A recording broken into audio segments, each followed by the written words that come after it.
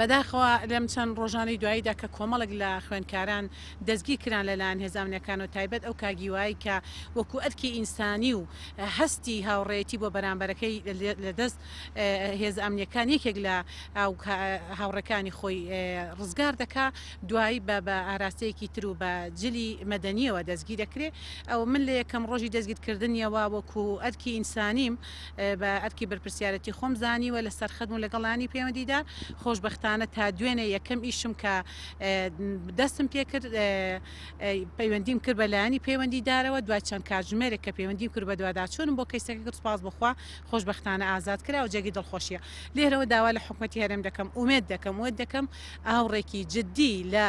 داواکاری قوتابیان بداتەوە کە وتمان ئەمە سەرەتاییترین مافە بۆ دامینکردی دەرماڵەوە زاهیدەن کەمکردنەوەی